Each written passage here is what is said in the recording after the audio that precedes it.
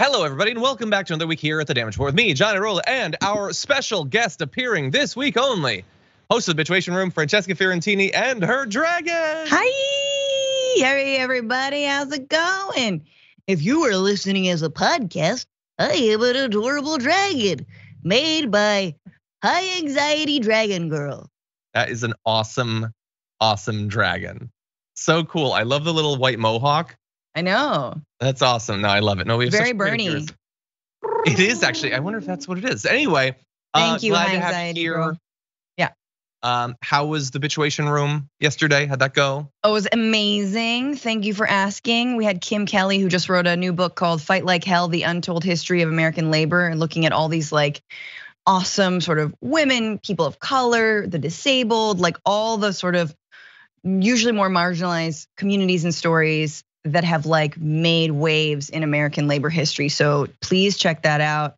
Awesome. And obviously comedian James Fritz, who's just hilarious. So it was a good time. Awesome, that sounds like fun. Well, you know what? We're gonna have a little fun of our own. It's a Monday. We're gonna start things off a little bit light and watch Trevor Noah make fun of pretty much everybody and get some good laughs, but much more importantly, have some jokes that did not receive much in the way of laughter, which I think says so much about the people in the room at the White House Correspondents Dinner, and I love it. I want to eat it up. And then we've got terrible candidates, we've got imaginary candidates, we've got leftists being blamed for past elections and probably future elections too, and an absolutely insane Karen in Sephora. So we got a lot to talk about.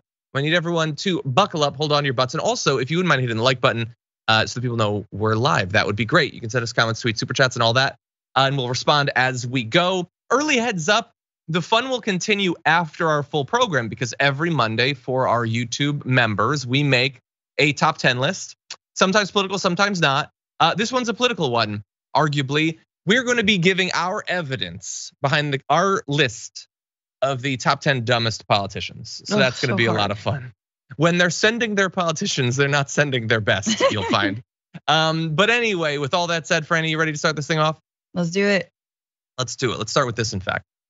Interesting fact, even as First Lady, Dr. Biden continued her teaching career. Yeah, the first time a presidential spouse has ever done so, ever. Congratulations. Now, you might think it's because she loves teaching so much, but it's actually because she's still paying off her student debt. I'm sorry about that, Jill. Yeah, I guess you should have voted for Bernie. Okay, so that was Trevor Noah at the White House Correspondents Dinner, and I think overall he did a pretty good job. We're gonna be showing you more of that. There was definitely laughter in the room for the, pointing out that Bernie would have canceled her student loan debt and Biden hasn't, and that's your husband that could do that any day and choose not to. I felt like it was a little bit of uncomfortable laughter, Francesca. What do you think? That's the point. That's the point of roasting somebody, especially roasting a politician. And I gotta say, Biden sitting for the White House Press Correspondents Dinner, it's a low bar for what I was hoping out of a Biden administration at this point. What, that he would show up? Exactly, the fact that he would take it and go, that like Trump had not, whatever, it's fine. I think it's hilarious, just the ability as a comic to tell Jill Biden, you should have voted for Bernie is just like, like a little, like all parts of me are excited about that. It is, and look, he did the sort of job he's supposed to, mocking the media, mocking the politicians. He did both, and we're gonna get to more in just a minute.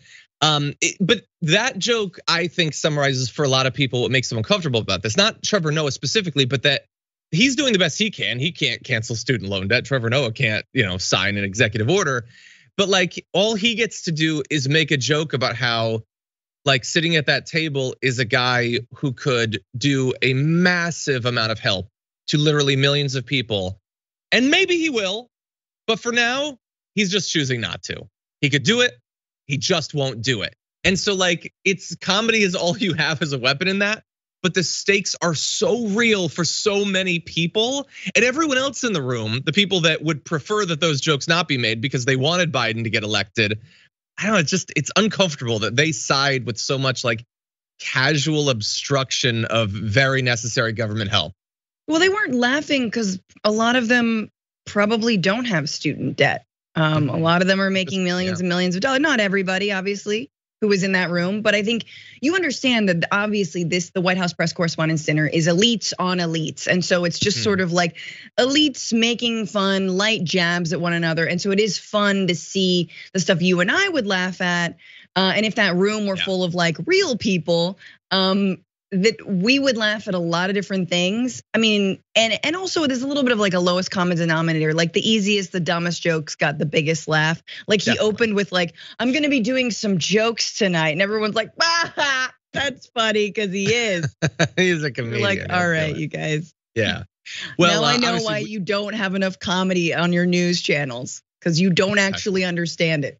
No, you're not inherently funny at all. But we have a nice little mashup of a few jokes, calling out both politicians and media. It should be fun. Let's take a look at this. Don't forget, he's also had some major legislative successes. In his first year in office, I might add. He got a bipartisan infrastructure bill passed that would do everything from fixing America's roads and bridges to modernizing school buses, which Matt Gaetz' girlfriend is very excited about. Don't boo love. Yeah, I might roast you gently, like a pair of testicles on a Tucker Carlson special, but I'm not doing this just for the attention, all right? I'm a comedian, not Kirsten Sinema, all right? And by the way, give it up for Kirsten Sinema. Whoever thought we'd see the day in American politics when a senator could be openly bisexual but closeted Republican, huh? That's progress. That's progress. So yeah, I liked all of that. And look, he gets to point out things that they will do their little nervous laughter or whatever, but they don't, like, how many people in that room love Kirsten Sinema? They love the role that she serves, at least, if not the actual person that she is. And it's very easy. The lowest common denominator is like the Matt Gaetz stuff. Like most people in the media are gonna laugh at Matt Gaetz, but I'm here for the Sinema stuff. I'm here for that because it's so much more real. And he's vocalizing the feeling that so many of us have where we're just, I guess we're stuck with this. I guess she's found a loophole. You can just lie, get into office, and then for 6 years, you can just block anything from happening. And there's nothing we can do. There's nothing we can do in the meantime. Isn't that amazing? I mean, that's a solid joke there, because it is also a kind of a dig at closet Republicans who are at once homophobic, but also closeted gay. So there was a little bit of more going on there. And I also like, the thing about Sinema that people are laughing at, it's like nobody feels sensitive about that because nobody likes Kirsten Sinema. Not even the Republicans whose bidding she's doing like her. Like Mitch McConnell did not even really turn around when she wanted him to watch her vote down a $15 minimum wage. So that's what's great about the Sinema stuff. And also, I'm glad, obviously, like I thought Trevor Noah, I don't always love him on The Daily Show. I thought he crushed this. I thought he did a good job. Thought he was a good amount of biting, but also pleasant, because once again, elites on elites. And they'll, obviously if you're a woman, it's very different. And if you're, a black guy doing it, it's different. You just get a different, remember when Michelle Wolf talked about I remember the eye makeup of Sarah Huckabee Sanders, and then it was like, oh, sexism, so, and it wasn't just Republicans participating in that. It was also like liberals who were like, that was a little too far, calm down. Yeah, when it was about Sarah Huckabee Sanders getting paid to repeatedly lie to the American people. No, but you're still supposed to be nice to her. She's very respectable. She can be a governor. Yeah, no, that was super annoying. And yeah, I don't know if we're ever gonna get one that's as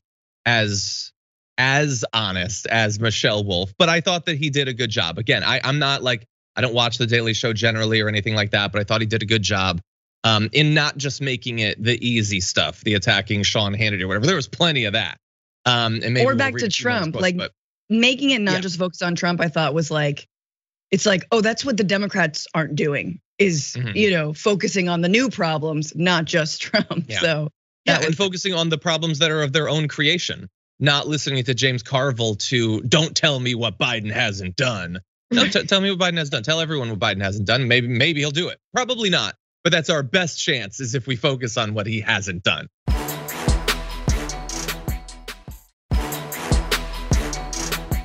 Now that said, he wasn't the only person that got to speak. Let's transition into Joe Biden's little routine. I'm really excited to be here tonight with the only group of Americans with a lower approval rating than I have. It's the first time the president attended this dinner in 6 years.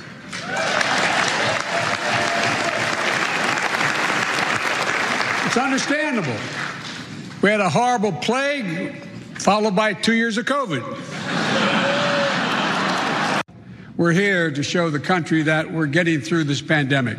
Plus, everyone had to prove they were fully vaccinated and boosted. So if you're at home watching this and you're wondering how to do that, just contact your favorite Fox News reporter. They're all here, vaccinated and boosted, all of them.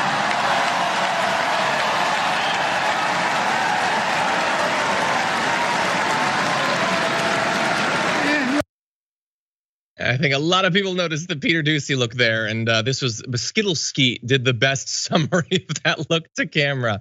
I love that Peter Doocy just knew. Oh, that's true. Oh no. And they had done reaction shots of Peter Doocy. At one point, they'd made a joke about how Fox is always like, we have to, keep tabs on Hunter Biden because he's making like a killing off of his family name. And they made a joke about Peter Doocy, and he like smiled and waved at the camera. But for this one, he's like, oh no, it's true. So look, Biden isn't a professional comedian or anything, and he did ruin a few jokes, but those were okay, I thought.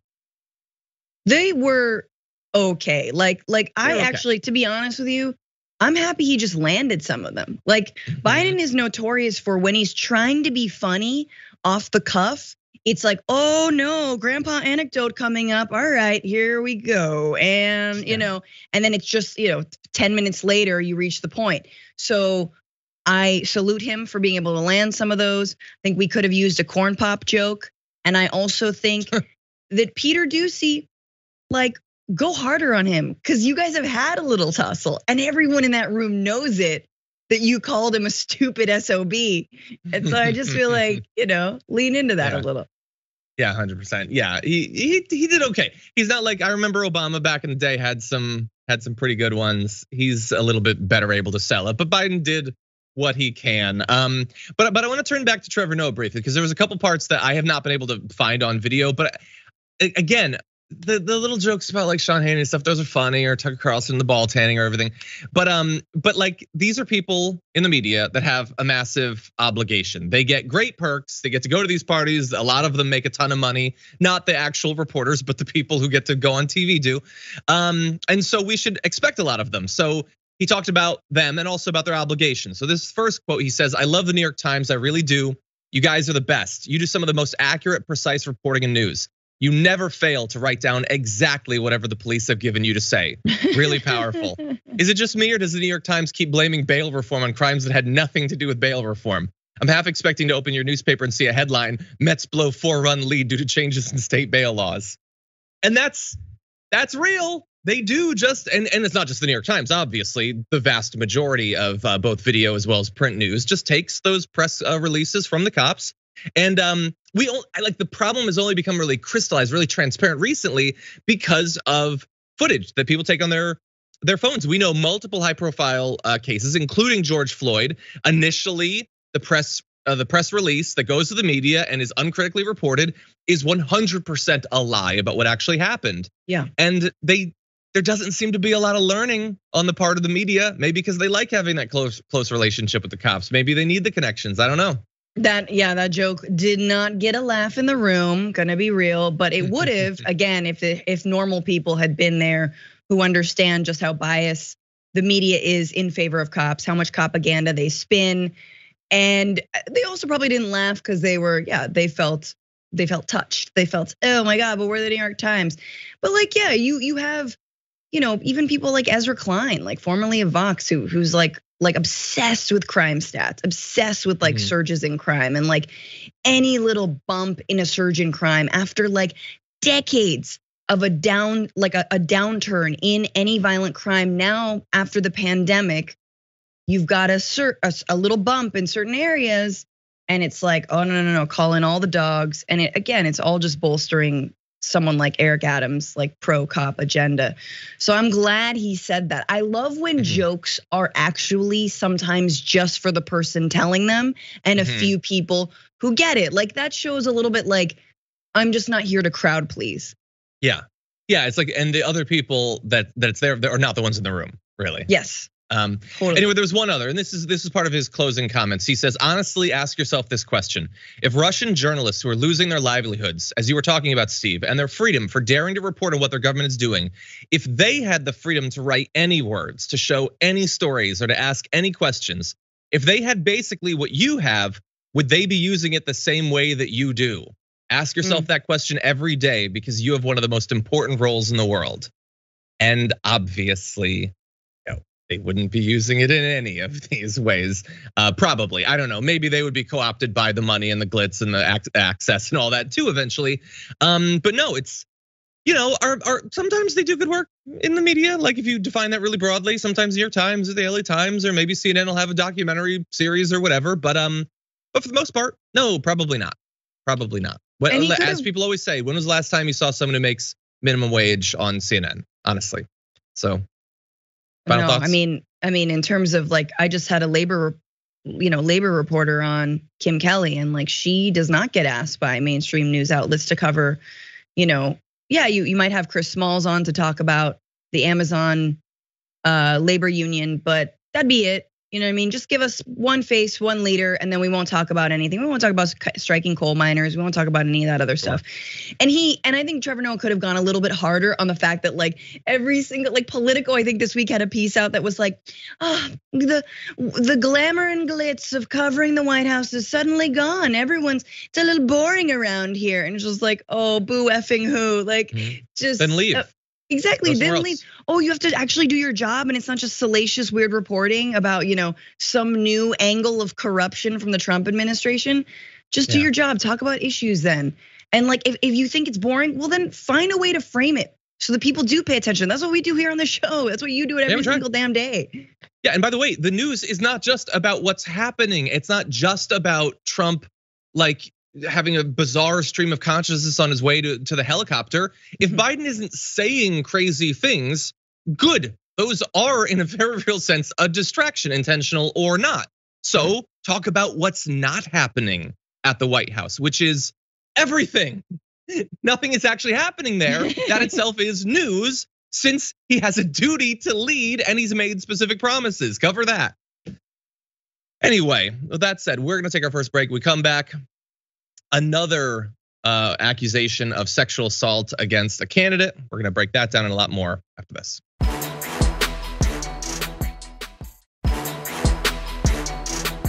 Yeah, in the chat we were talking about who was there and who wasn't. I don't think there were some good lines about Laura Ingraham. Like he said, oh, Laura Ingraham, what is there to say about Laura Ingraham that the Anti-Defamation League hasn't already said?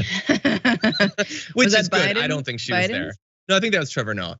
Yeah, I don't think that she was. His line about Fox being a Waffle House, like during the day it's pretty much okay, and then at night it becomes insane. I thought that was spot on and so funny. I think he said a drunk woman named Janine is like promising to fight all the Mexicans. Yes, yes. That was pretty good. Anyway, now we got to move into much more serious stuff. This is not a joke, even if the Republicans would like it to be. Let's start off with this.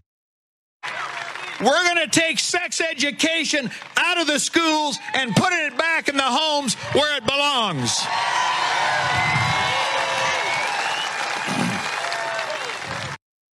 Yeah, that seems like a weird, awkward place for the sex education. But anyway, that is Republican gubernatorial candidate Charles Herbster, who doesn't want you to have much sex education, but we've been getting a recent education on some of his sexual assault, unfortunately, in this case.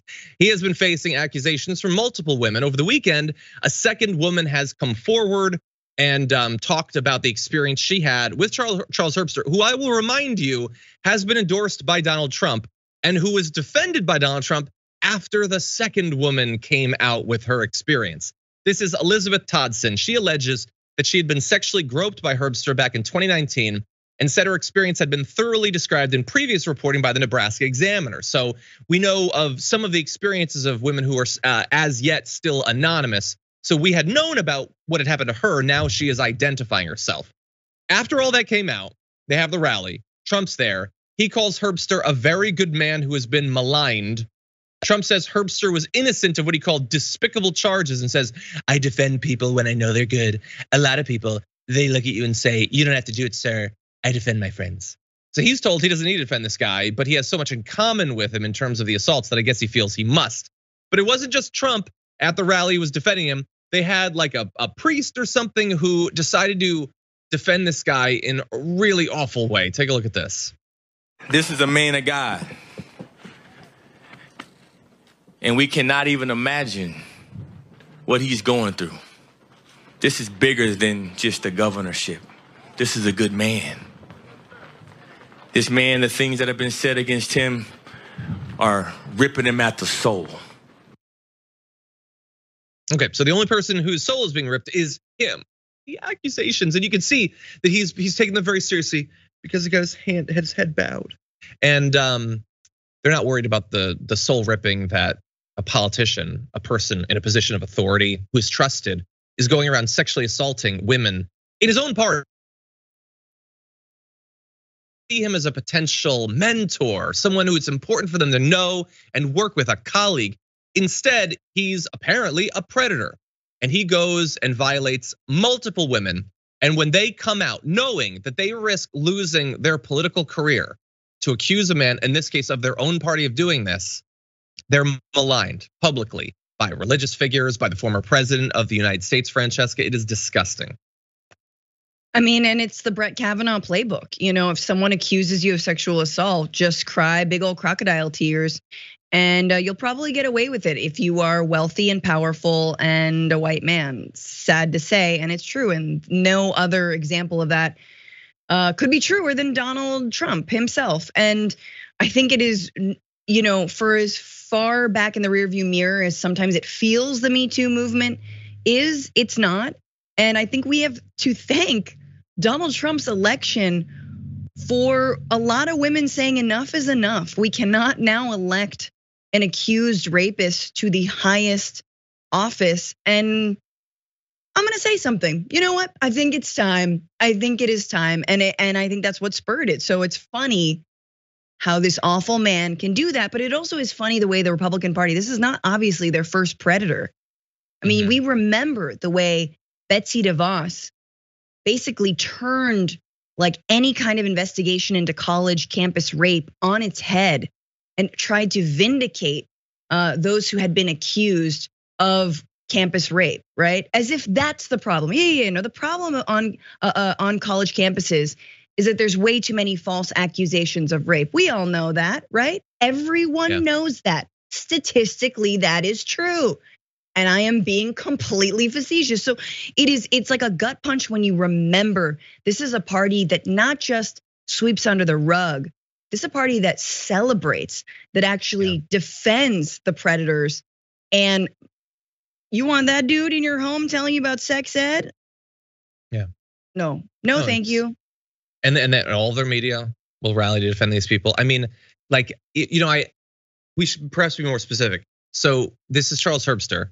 And you might think, oh, well, wait, didn't you guys already talk about someone? Wasn't there allegation? Well, you might be mixing it up with some other candidates, because there's multiple candidates that have been endorsed by Donald Trump and others in the Republican establishment that they're not calling to resign. Herbster's one, but of course, Trump had his own accusations. By the way, he's also endorsed Herschel Walker, who has allegations of spousal abuse. Sean Parnell, who had allegations of spousal abuse against another one of Trump's employees. And after they broke up after the allegations of abuse, Trump picked the abuser and then tried to get him elected.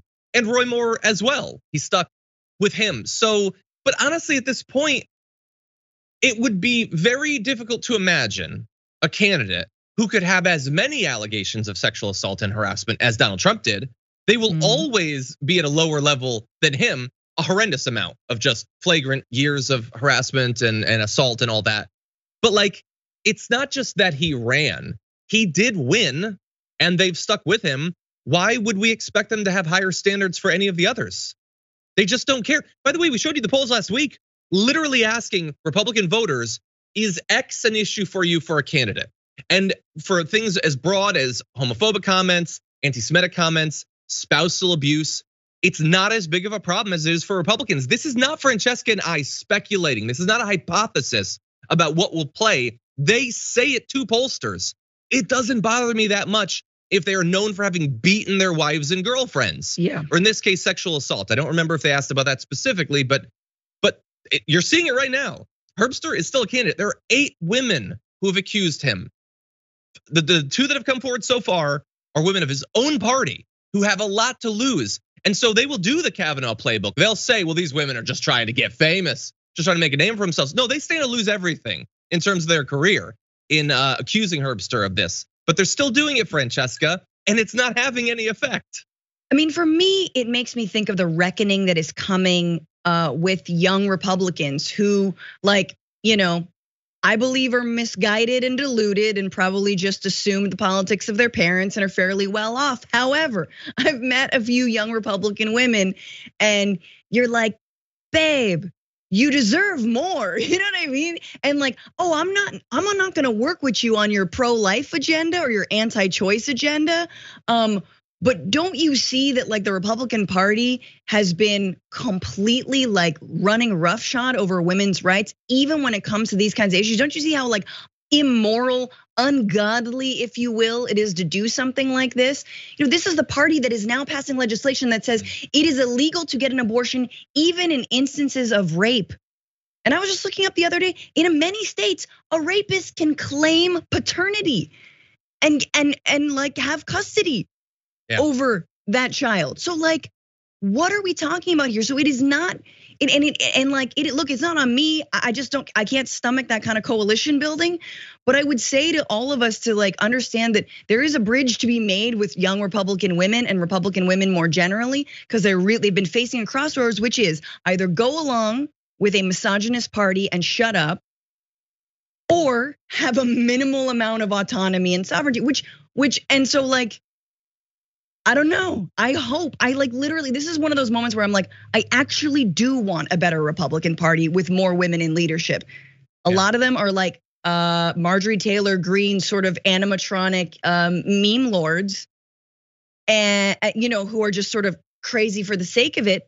But maybe there's others out there. I don't know, John.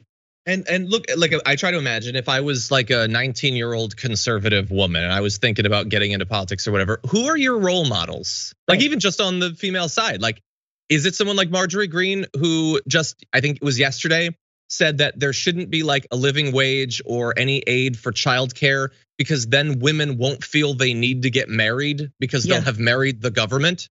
Like what, Candace Owens, Tomi Lahren, Megyn Kelly, Jeanine Pirro, Laura Ingraham, Ainsley Earhart. Are any of these women that are sending a strong message to young conservative women, don't put up with any of these guys' BS if they abuse you? No, it is, you are supposed to be submissive. And so they get put in a really terrible position, one that I can't even imagine having to be in. They're not the only group in the Republican Party that if you're a legitimate conservative, you gotta be in the room with a lot of people who fundamentally hate you.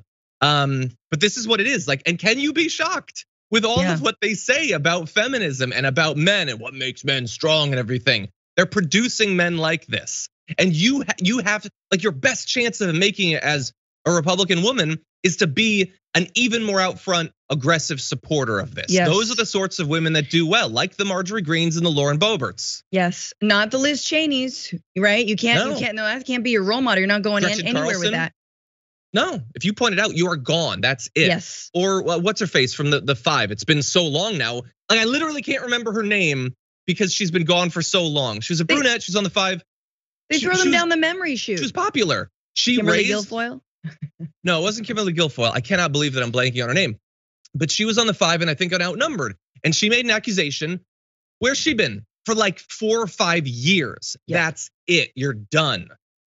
Your party wants you to shut up. That is it. And you better, if you want to make it as a conservative woman, you better cross your fingers and hope that something like this doesn't happen to you, right? It is all about victim blaming. It is all about what can you do to avoid being sexually assaulted, not how can sexual assaulters and predators stop and be held accountable. Exactly. By the way, Fascist Killa is the name, but yes, thank you. It's Andrea Santaros. Where's she? She was up and coming. They loved her. And then she made the accusation, and then that's it. Jesus. Anyway, okay, we're burning through this hour already. Anyway, if you want to know more about the accusations, they're out there. Maybe more of the women will come forward. They shouldn't have to. There's already multiple women who have been very specific at what happened. Nobody cares. Trump is not retracting his endorsement. Herbster's just calling it a lie. That's what they will do. That's what they will do. And lots of Republicans go along with this. Yeah, no, it's just a lie. They're just trying to hurt you, and then you might find that it happens to you.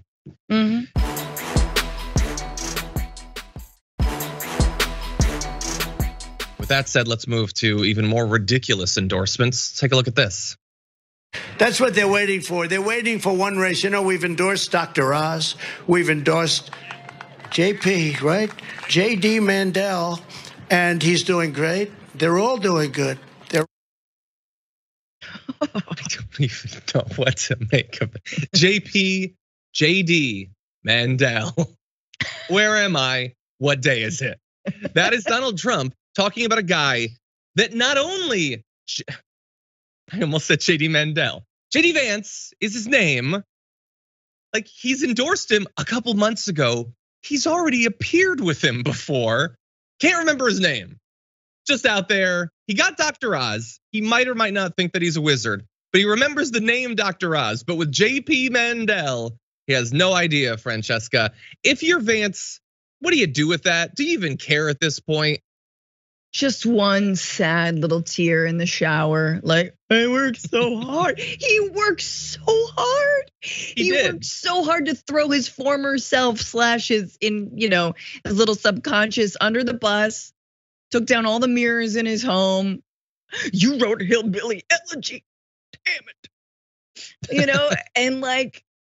And no, Trump, even I can't get that name out of my head. JD Vance, it's a pretty good name, not gonna lie. It's like Tim Apple. It sticks in there. It is exactly like Tim Apple. So look, the fact that he has no idea who the guy that he wants to be a senator is, that doesn't necessarily mean that his brain is rice pudding. It could be that he just has a particular issue with names. He has had a lot of trouble with names. I will say though that while I am extending goodwill to him and just saying maybe he's got a thing with names, that is goodwill that he would never extend to like Joe Biden, for instance, when he has similar JD Mandel sort of issues or whatever. But it's not just that he messes up the name, it's to mess it up and put in the name of the guy that you are trying to destroy. That we found out last week, you're trying to destroy specifically because you think he has a disgusting sex life. Yes. That's why he chose not to go with Josh Mandel. The Senate, I understand that nothing happens and that the Senate is a joke and all that, but in theory, it's supposed to be important. Maybe we could treat it with a little bit more expectation, a little bit more like hope that will put people that we've actually vetted or thought about at least briefly in there. Lol. Yeah. It's only gonna get worse. Just gonna be a bunch of Tom Cotton replicas. That's it. Things are gonna get worse, John. What the hell? I know. Well, look, the thing is, so we've been talking now about a few different candidates. So JD Vance is it's second maybe to Tucker Carlson. It's the most see-through thing of a guy who didn't really seem to believe this stuff, but knew, oh, there's an appetite for that. I'd love to live in a mansion. So I'm just gonna say that stuff. And there's no expectations, there's no bar. The fact that it's directly contradicted by everything I used to say, no one will care. No, they don't care. And then look at like Herschel Walker I saw a poll, he was up 10 points over Raphael Warnock. He can't get through an interview. Like, even if you're discounting, which they all are, the fact that his wife has said that he physically abused her, which should just totally knock you out of the race, but it doesn't anymore. It's 2022, we don't have any standards.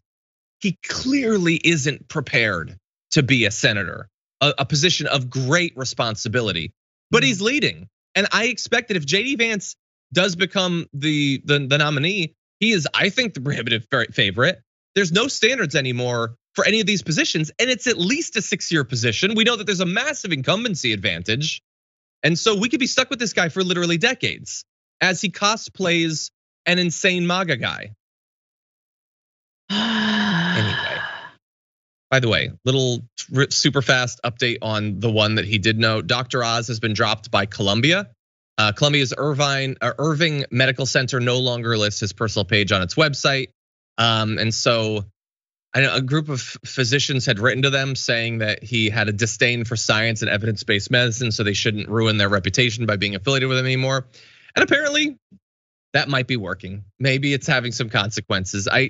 He's doing, he's got a little bit of support in the primary. I don't know if it's expected that he's gonna win, but no, it's just, it's a rogues gallery. You're Dr. Oz. You could spend the rest of your life selling supplements, but like actually making money. You could have show after show. What's the next Quibi? CNN Plus, I don't know. You could do it all. Why? Why do you want to be in the Senate? Yeah. Power. That's it. Power. Yeah, power, and maybe he thinks he can sell some more books or something. I don't know. Okay, with that said, we're gonna take our second break. When we come back, progressives are being already accused for ruining the Democrats' chances come November. But now, in addition, they're being blamed for 2020, where the Democrats won, but they're being blamed for them not winning enough. We'll give you the details after this.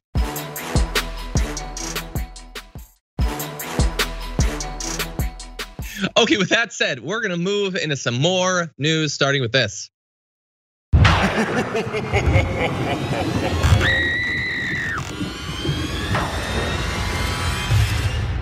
I've always said if I can't go home and explain it, I can't vote for it. And that's why I oppose Build Back Better. For Alex Mooney and his out-of-state supporters, to suggest David McKinley supported Build Back Better is an outright lie. David McKinley has always opposed reckless spending because it doesn't make sense for West Virginia. Alex Mooney has proven he's all about Alex Mooney. But West Virginians know David McKinley is all about us. I'm David McKinley, and I approve this message. Okay, so we have our Monday Menace because a lot of nonsense happens over the weekend, and now we got to talk about Joe Manchin because he is using the fact that he almost single-handedly destroyed the Democratic agenda so that he can weigh in a Republican primary to help this candidate try to take out a Trump-backed incumbent. And somehow he's worried that the Republican is going to be seen as supporting Build Back Better. So the Republican needs Joe Manchin's conservative cred by describing how he helped destroy it. And this is the guy that we have to hope is going to let us, pass a climate bill or do more on infrastructure or elder care or education. These are his concerns.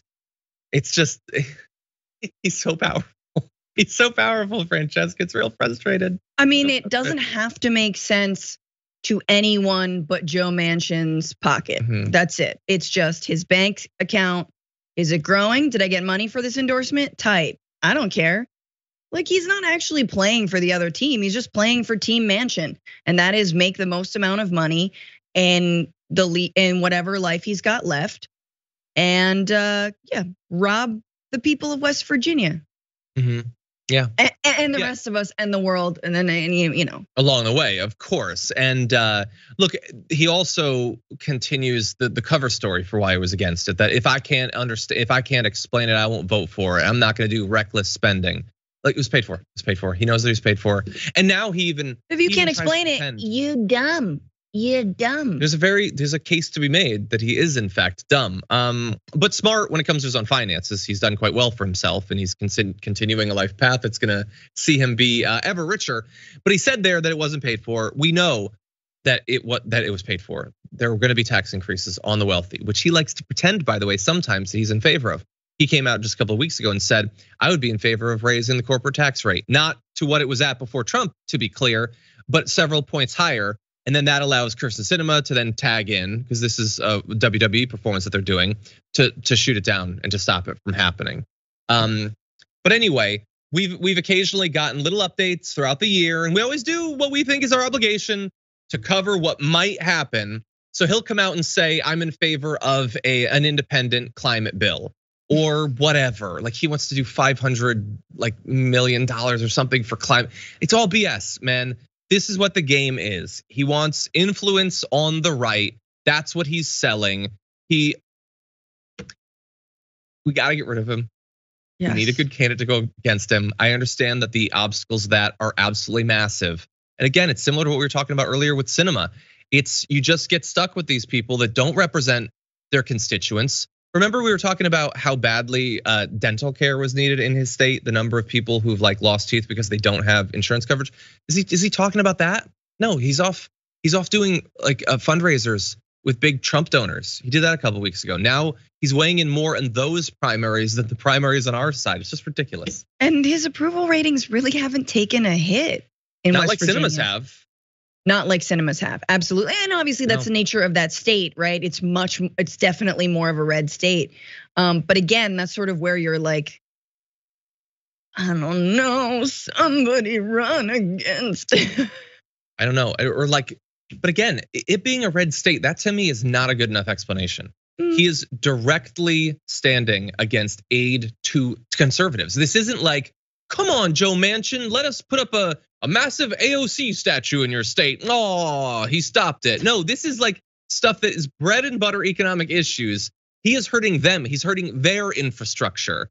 They're going to be incredibly harmed by climate change. We talked about the number of like waterways and streams and things like that. They're gonna have significant problems as the climate gets worse and worse. There needs to be better communication specifically to West Virginia. I think that was part of the difference. In Arizona, I think that there were a lot of great groups that have done a lot of amazing work to make sure that people know what cinema is doing. And there have been attempts in West Virginia, like the Poor People's Campaign and stuff like that. They've been rallying in West Virginia, but it hasn't broken through yet. Yeah.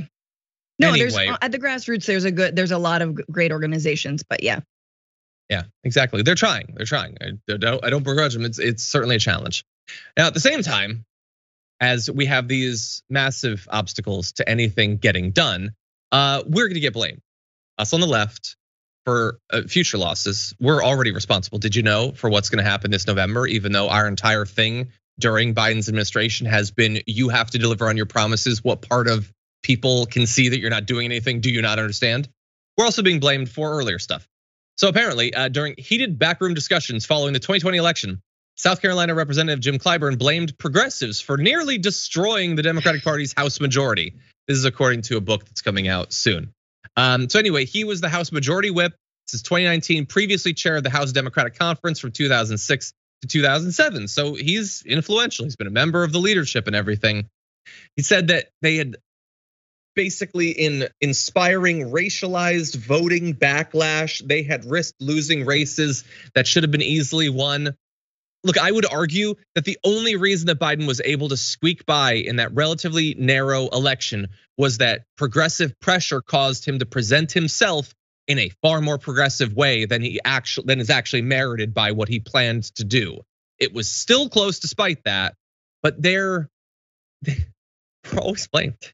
No power, all the blame. No legislation as we would craft it. Always the blame for what doesn't get done, Francesca.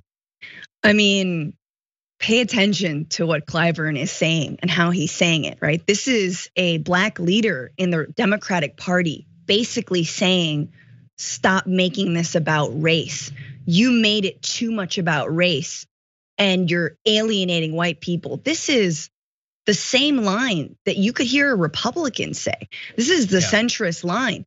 This is a reactionary line, and it actually isn't true. It does not bear out. I mean, I'm sick of repeating this. We were heading into the election. The pandemic had just happened. Bernie's not looking good. Everyone's coalescing around Biden and no one is excited. And then what happens? The George Floyd protests pop off. People take to the streets en masse, young people, first-time voters, and suddenly the entire apparatus around them reveals itself to be as racist as we all knew it was. And that does actually galvanize people to the polls. It galvanizes people to come out for Georgia. It galvanizes people to make calls. It galvanizes people to send in postcards. Stop this with the BS. You're alienating white voters. Oh, I'm sorry. The largest growing voter bloc in this country are Asian American voters, then Latino voters. So what are we talking about here? Yeah. Hate Clyburn. Yeah, and look, they're continuing to try to pitch like progressives as out of touch on the policy, but also even to the extent that they will talk about like race. There was an article I saw, it was about, I think they were talking about like Summer Lee and maybe another candidate or two. And they were like, these new candidates are redefining progressive away from like white male. And I thought, I get that Bernie was like a big candidate, but when I think of like leftist candidates, I don't think of white males. Like what percentage of them have been? There have been some certainly, but the vast majority are women, the vast majority women of color. Like there seems to be this really slow process where the media gets who these people are, who are actually the champions of this political movement. Yes. Opportunistically, I would suspect. Anyway, with that, opportunistically not recognizing it, I mean.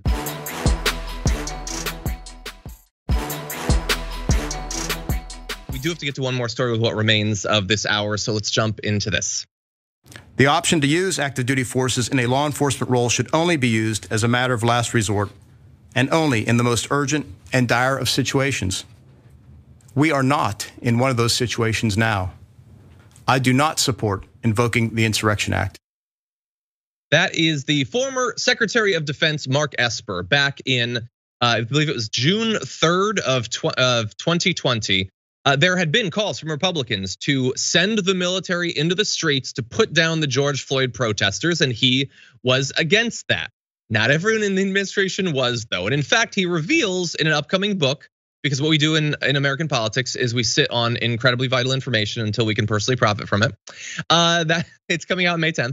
The former President Trump said that when demonstrators were filling the streets around the White House following the death of George Floyd, he wanted to do something about it. What was it?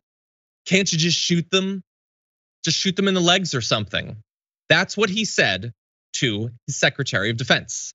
Now, again, as before, I don't want you to be confused. You might be thinking, wait, are you talking about like at the border? No, that was a different time that he said we should be shooting people. He specifically said shoot migrants in the legs to stop them from crossing the border. That was also by the time when he sent this real gem of a tweet. Now the press is trying to sell the fact that I wanted a moot stuffed with alligators and snakes with an electrified fence and sharp spikes on top at our southern border. I may be tough on border security, but not that tough. The press has gone crazy. Fake news. No, sources from inside the room say that he was pushing for those things. He wanted an alligator-filled moat to eat migrants as they crossed the border. And then if they got across the moat, then you could shoot them in the legs. He also wanted the George Floyd protesters to be shot in the legs, though. So just to be clear, he also wanted the wall to be painted black so it got really hot and it burned people as they tried to climb across. You can never underestimate how petty and cruel and nasty he is. But no, Francesca, he was telling the Secretary of Defense, why aren't we shooting these protesters? And then they did. They executed a man who was accused of a crime. But Michael Reinhold, if you guys remember, up in Portland, I believe it was Portland. It might have been outside of Seattle. But he was shot and killed by US Marshals, never saw a day in court. Okay, great. Yeah. They're just not gonna talk about that anymore. Yeah, no, cool. Targeted executions, no due process, tight. So yeah, that I think that, and to go to the story we were just talking about, this kind of violence, state violence, is absolutely what we got a glimpse of towards the end of the Trump administration there. Yes, the pandemic and the failure around that, but staring down the barrel of what really a neo-fascist militarized state could look like, I think was very galvanizing for folks to turn out to the polls, as unexciting as Biden was and has turned out to be in terms of delivering on anything. But let's not mistake where we've been and where we could so easily slide back to. Yeah, I mean, we're like when we read like how many months people have been members or whatever, it's a reminder of how fast this time has gone by. We're gonna be into that presidential election so quickly, and it could result. And the Democrats are doing everything necessary to have it result in this guy or a savvier version of him being in power. And I'll remind you, by the way, we started off with Mark Esper, though, who's doing the book, and he said we're not doing the Insurrection Act. Remember, he didn't serve out the full rest of the term with Trump. He was fired after the 2020 election, and that scared a lot of people, thinking, well, it looks like he's clearing out the people who would be against him using the military. Then they did the coup, so just bear that in mind.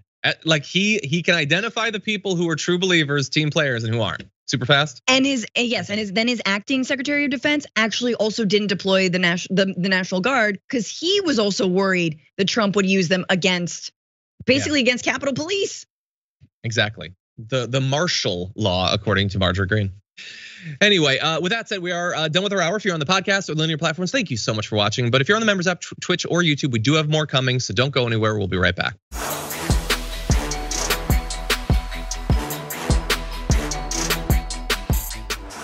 Thanks for listening to the full episode of The Damage Report. Support our work, listen ad-free, access members-only bonus content, and more by subscribing to Apple Podcasts at apple.co/TYT. I'm your host, Johnny DeRolla. I'll see you soon.